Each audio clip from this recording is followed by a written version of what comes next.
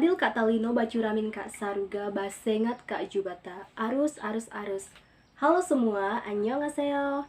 Salam sehat dimanapun kalian berada ya. Selamat datang di video pembelajaran dan presentasi ini. Semoga kita semua selalu diberikan kesehatan dan perlindungan dari Tuhan. Sebelumnya, perkenalkan saya Marcella Francella Apra, mahasiswi semester 4 kelas PPAK 4 Setakat Negeri Pontianak. Pada kesempatan ini, saya akan menampilkan video pembelajaran dalam bentuk presentasi dengan materi pokok dari mata kuliah logika, yakni kesalahan relevansi. Nah, video ini dibuat dalam rangka merampungkan ujian akhir untuk mata kuliah logika yang diajar oleh Ibu Yusi Kurniati MPD. Oh iya, jangan lupa like, komen, dan subscribe ya, semoga bermanfaat. Mari kita mulai, let's check it out. Nah, kesalahan relevansi sendiri merupakan sebuah kesalahan material, yakni kesalahan penalaran yang disebabkan oleh pernyataan melanggar asas-asas umum logika. Kesalahan ini terjadi karena argumentasi yang diberikan itu tidak tertuju kepada persoalan yang sesungguhnya, misalnya mengarah kepada kondisi pribadi dan karakteristik personal seseorang atau lawan bicara. Padahal alasan tersebut tidak relevan digunakan sebagai dasar kebenaran maupun kekeliruan isi argumen. Dapat pula muncul jika orang menarik kesimpulan yang tidak relevan dengan premisnya. Nah, penalaran yang mengandung kesesatan relevansi ini tidak seolah menampakkan hubungan logis antara premis dan kesimpulan, walaupun secara psikologis tampak adanya hubungan tersebut. Dapat disimpulkan bahwa kesalahan berpikir utama model argumentasi ini adalah memilih dan mempergunakan fakta, data atau informasi yang tidak relevan atau tidak terkait dengan pokok argumentasi yang sedang dibahas. Yang pertama akan kita bahas ialah penalaran kontradiktif atau inkonsistensi. Nah, penalaran ini merupakan sebuah kesalahan yang terjadi ketika premis-premis yang menjadi titik tolak penarikan konklusi mengandung kontradiksi. Contohnya seperti ini. Seorang anggota legislatif sedang berkampanye menyatakan bahwa untuk dapat mewujudkan pemerintahan yang bijaksana, maka anggota pemerintahnya harus transparan serta jujur. Namun pada suatu hari, ketika akan diadakan pemungutan suara, ia berusaha memberi uang suap kepada sejumlah warga dan petugas. Ia mengatakan hal tersebut hanyalah sebagai upah awal bagi para pendukungnya. Nah, di sini jelas sekali bahwa pernyataan anggota legislatif tersebut adalah tidak konsisten. Karena di awal ia mengatakan bahwa pemerintah itu harus transparan serta jujur.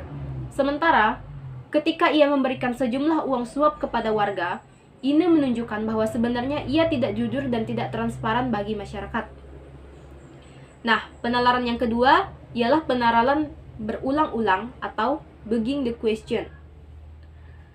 Kesalahan ini diakibatkan oleh penalaran yang berputar-putar, sehingga penalaran tersebut sebenarnya tidak membuktikan apa-apa. Penalaran ini dianggap kesalahan karena apa yang ingin dibuktikan ternyata digunakan titik tolak berpikir. Contohnya begini. Ada percakapan antara guru dan murid. Guru itu bertanya, "Tugas itu batas waktunya sampai jam 11 malam tadi, tapi kenapa kamu baru mengumpulkan jam 6 pagi?" Lalu murid menjawab, "Saya sudah berusaha mengumpulkan awal, Pak, tapi ternyata masih telat juga." Pada contoh ini, murid tersebut sebenarnya tidak menjawab pertanyaan mengapa ia bisa telat mengumpulkan tugas sampai jam 6 pagi. Karena pertanyaan ini dia gunakan sebagai titik tolak berpikir. Yang selanjutnya ialah penalaran kompleks dan berbelit-belit atau complex question. Kesalahan ini disebabkan pertanyaan yang berbelit-belit, dan kesalahan jenis ini biasanya berbentuk sebuah pertanyaan yang menjebak.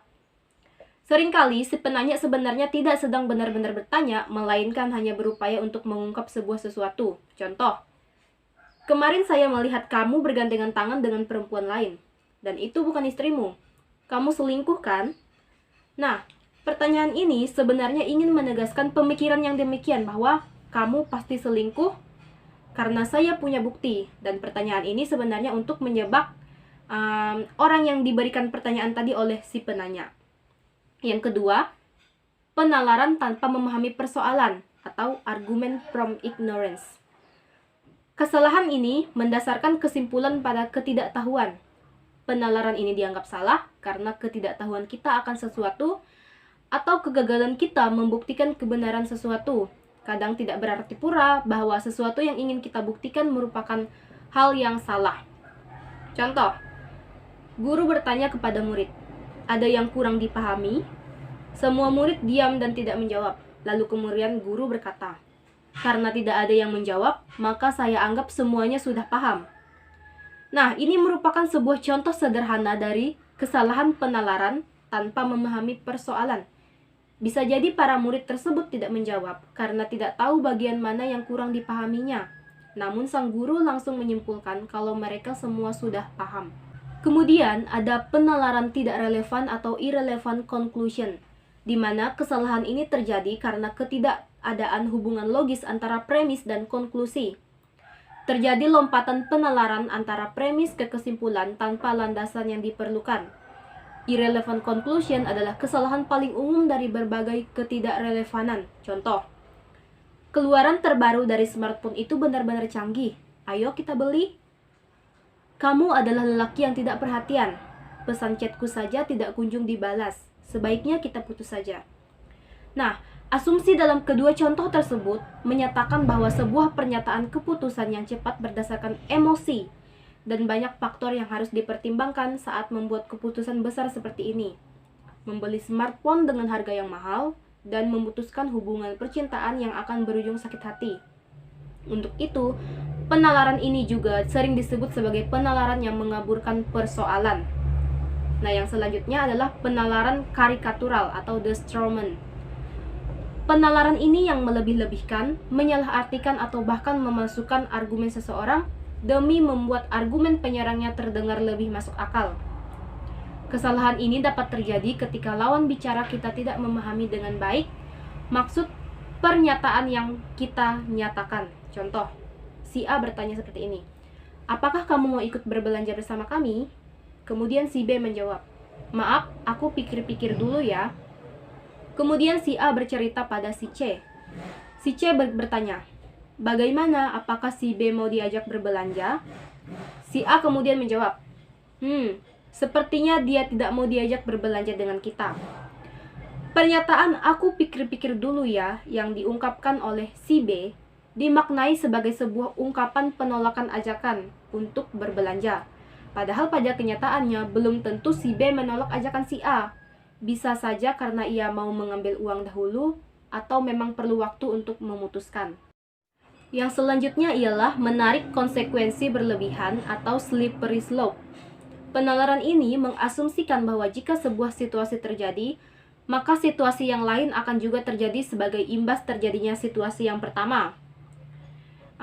Penalaran ini sebenarnya merupakan sebuah sistem argumentasi yang dimulai dari sebuah argumen kecil, kemudian terus bergulir dan menciptakan reaksi berantai. Hampir sama seperti sebuah benda yang diberi dorongan dan terus bergulir melalui sebuah lereng. Oleh sebab itu, kesalahan penalaran ini disebut slippery slope. Pola ini biasanya digunakan untuk menjelaskan sebuah proses yang akhirnya mengakibatkan sebuah efek yang signifikan. Contohnya, seorang tokoh selebritas menolak perpanjangan masa PPKM level 4 yang diterapkan oleh pemerintah. Karena menurut pendapatnya, jika masa PPKM terus diperpanjang, maka akan menghambat berjalannya berbagai profesi di dalam masyarakat, terutama mereka yang memiliki usaha, baik usaha kecil maupun usaha besar. Nah, argumen tersebut akan terus bergulir dan menghasilkan beberapa argumen lain. Contoh, perpanjangan masa PPKM sebenarnya bukan bertujuan untuk menghambat kinerja profesi masyarakat. Yang kedua, lancar atau tidaknya profesi masyarakat tergantung usaha yang dilakukan. Dan yang ketiga, jika banyak usaha masyarakat yang mengalami penurunan omset, seharusnya lebih memicu masyarakat agar lebih cerdik mencari sesuatu yang kreatif. Nah, kesalahan yang selanjutnya ialah kesalahan karena menyerang pribadi orang atau ad hominem. Disebut juga penalaran yang diarahkan untuk menyerang manusianya secara langsung dan berpotensi melahirkan pelecehan terhadap individu yang menyatakan sebuah pernyataan atau pendapat. Biasanya disebabkan ukuran logika dihubungkan dengan kondisi pribadi dan karakteristik individual yang tidak berhubungan dengan pernyataannya. Contoh, dia tidak cocok menjadi seorang pemimpin karena tampilan wajahnya tidak berkarisma. Dan yang kedua, Anda tidak diterima di perusahaan ini karena sepertinya wajah Anda tidak masuk kategori good looking. Nah, dua contoh ini merupakan contoh penalaran atau kesalahan penalaran yang berpotensi melahirkan pelecehan terhadap individu yang dilontarkan dari pendapat. Selanjutnya ialah penalaran yang bersandar pada otoritas. Penalaran ini meyakini bahwa sebuah argumen dinyatakan oleh seseorang yang memiliki otoritas, maka argumen tersebut merupakan kebenaran yang valid tanpa perlu penyelidikan lebih lanjut. Contohnya seperti ini. Apapun yang dikenakannya pasti akan selalu menjadi trendsetter. Saya setuju dengan pendapat orang, wajar saja karena dia anak desain terkenal. Yang kedua, pendapatnya bagus sekali, pasti ia akan memenangkan perlombaan ini. Tapi itu wajar saja, dia kan keponakannya kepala sekolah. Nah, sampai di sini sudah paham kan? Yang selanjutnya ialah penalaran yang didasarkan pada daya tarik emosional atau the appeal to motion. Menggunakan emosi dengan dasar argumentasi, dalam penalaran ini menggunakan daya tarik emosional untuk mengungkapkan sebuah argumen, sehingga argumen kita lebih menarik perhatian pada perasaan dan prasangka orang lain. Contohnya seperti ini.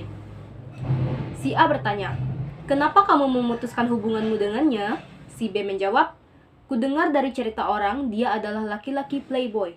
Kemudian si A menjawab, "Aku tahu betul kepribadiannya seperti apa. Dia laki-laki yang baik dan setia. Tidak mungkin dia playboy terhadap perempuan yang menjadi pasangannya. Mungkin yang kamu dengar itu hanyalah gosip belaka dari orang yang tidak menyukai hubunganmu dengannya." Yang selanjutnya ialah penalaran berdasarkan rasa kasihan, di mana argumentasi ini ditunjukkan untuk menimbulkan belas kasihan, sehingga pernyataan dapat diterima dan biasanya berhubungan dengan usaha agar suatu perbuatan dapat dimaafkan. Contohnya, argumentasi seorang anak yang terlibat perkelahian di sekolah. "Maafkan perbuatan saya terpaksa melakukan hal tersebut karena saya sudah sangat terpancing emosi ketika saya diajak olehnya." Yang kedua, argumentasi mahasiswa yang terbukti mencontek. "Maafkan saya terpaksa mencontek karena semalam saya panas demam." Nah, kesalahan penalaran yang selanjutnya ialah berdasarkan ancaman, di mana merupakan sebuah kekeliruan dalam berargumentasi karena alih-alih menanggapi pokok argumentasi, seseorang malah mempergunakan efek kekuasaan untuk membenarkan argumentasinya. Model argumentasi ini umumnya terjadi ketika seseorang yang secara sosial, politik, finansial berkuasa tidak mampu lagi mempertahankan argumentasi secara meyakinkan karena tidak rasional dan masuk akal. Contohnya, seorang murid SMA berkata kepada gurunya seperti ini, "Mohon ibu pertimbangkan kembali mengenai nilai yang ibu berikan kepada saya. Ibu jangan melupakan bahwa saya adalah keponakan dari bapak kepala sekolah ini." Contoh yang kedua, pengendara motor berhenti pada saat lampu merah menyala, bukan karena ia menaati peraturan, tetapi karena ada polisi yang mengawasi dan ia takut ditilang. Nah, kesalahan yang selanjutnya ialah kesalahan aksidensi, di mana jenis kesalahan penalaran ini dilakukan oleh seseorang karena memaksakan aturan atau cara yang bersifat umum pada suatu keadaan atau situasi yang bersifat aksidental. Contohnya seperti ini. Mahasiswa yang terlambat masuk tidak diperbolehkan mengikuti kuliah. Mahasiswa harus disiplin. Dengan demikian, rektor yang terlambat masuk ruang rapat seharusnya juga tidak diperbolehkan mengikuti rapat. Nah, situasi yang kedua, jeruk ini kita beli kemarin pagi. Jeruk yang kita beli kemarin adalah jeruk muda dan masih asam. Jadi, hari ini kita makan jeruk muda dan asam. Nah, di dalam dua situasi ini, bisa jadi merupakan situasi yang bersifat kebetulan, tapi tidak seharusnya ada alias tidak mutlak. Seperti itu ya. Nah, kesalahan yang selanjutnya ialah kesalahan karena menggunakan argumen berputar. Biasanya di dalam kesalahan ini kita menarik kesimpulan dari satu premis, kemudian kesimpulan tersebut dijadikan sebagai premis dan premis semula dijadikan kesimpulan dalam argumen berikutnya. Contoh, para trained idol K-pop menjalani latihan dengan waktu yang padat demi mewujudkan keinginan mereka menjadi seorang bintang. Agar menjadi seorang bintang, para trainee ini menjalani waktu latihan yang padat. Kalimat kedua, kemiskinan di Indonesia disebabkan tingkat pendidikan penduduk yang relatif rendah. Lalu, mengapa tingkat pendidikan penduduk Indonesia rendah? Jawabannya karena sebagian besar penduduk Indonesia hidup dalam kemiskinan sehingga mereka tidak mampu mengenyam pendidikan. Nah, dua kalimat ini membuktikan bahwa argumen atau kesimpulan premis yang di dalamnya itu berputar-putar. Nah, kesalahan penalaran yang terakhir ialah karena sebab yang salah. Biasanya kesalahan penalaran ini disebabkan karena penarikan kesimpulan sebab akibat dari kejadian sebelumnya adalah penyebab sesungguhnya suatu kejadian berdasarkan peristiwa yang terjadi secara berurutan. Nah, penalaran jenis ini menganggap bahwa peristiwa-peristiwa tersebut terjadi karena berurutan meskipun bisa jadi keduanya bukan rangkaian sebab akibat. Contoh sederhana ini seringkali terjadi di dalam masyarakat kita. Seorang pemuda meninggal dunia ketika tengah menonton pertandingan sepak bola. Orang lalu menyimpulkan bahwa penyebab kematian pemuda itu karena menonton pertandingan sepak bola, karena secara kebetulan ia meninggal dunia ketika tengah menonton pertandingan tersebut. Baik, demikian presentasi untuk materi logika terkhusus yang membahas mengenai kesalahan relevansi ini. Semoga apa yang telah saya sampaikan dapat memberikan manfaat serta pengetahuan untuk kalian semua yang menyaksikan video ini.